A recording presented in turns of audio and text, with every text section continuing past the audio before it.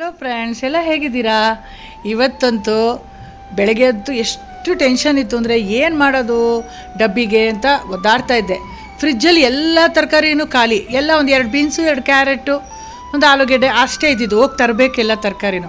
ಸರಿ, ಅರ್ಜೆಂಟಿಗೆ ಆಗೋದು ನಮ್ಮದು ಗೊತ್ತಲ್ಲ, ಬಿಸಿಬೇಳೆ ಬಾತ್ ಸೂಪರ್ ಕರ್ನಾಟಕ ಸ್ಪೆಷಲ್ ಮಾಡೋಣ ಅಂತ ಬಿಸಿಬೇಳೆ ಬಾತ್ ಮಾಡಿಕೊಟ್ಬಿಟ್ಟೆ ಲಂಚ್ ಬಾಕ್ಸ್ಗೆ.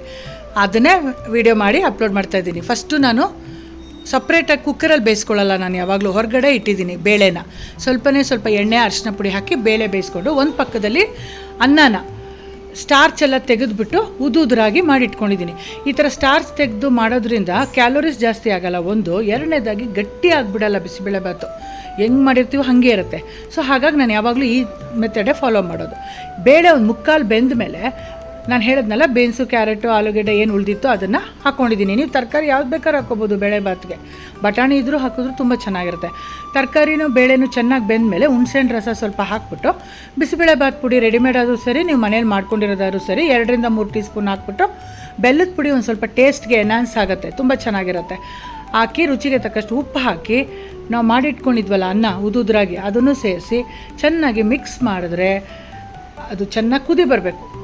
ಕುದಿ ಬಂದಿದ್ದ ತಕ್ಷಣ ತೆಂಗಿನಕಾಯಿ ತುರಿ ಸೇರಿಸ್ಬೇಡಿ, ಒಣ ಕೊಬ್ಬರಿ ತುರಿ ಹಾಕ್ಕೊಳ್ಳಿ, ಭಾಳ ಚೆನ್ನಾಗಿರುತ್ತೆ.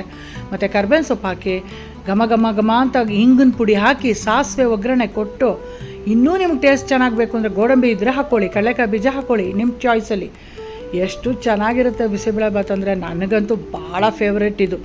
ನೀವು ಯಾವುದೇ ಫಂಕ್ಷನ್ಗಾಗಲಿ, ಇಲ್ಲ ಮನೇಲಿ ಗೆಟ್ ಟುಗೆದರ್ ಆಗಲಿ, ಮನೇಲಿ ಯಾರು ಗೆಸ್ಟ್ ಬರಲಿ, ವಿಶೇಷವಾಗಿ ನಾವು ಮಾಡೋದು ಬಿಸಿಬೇಳೆ ಬಾತು. ನಾನು ಮಾಡೋದು ಎಲ್ಲರೂ ಮಾಡ್ತಾರೋ ಇಲ್ವೋ, ನನಗೆ ತುಂಬ ಇಷ್ಟ. ಖಂಡಿತ ಟ್ರೈ ಮಾಡಿ, ಮಾಡಿಬಿಟ್ಟು ಹೇಗೆ ಬಂತು ಅಂತ ನನಗೆ ಕಮೆಂಟ್ಸಲ್ಲಿ ಹೇಳಿ.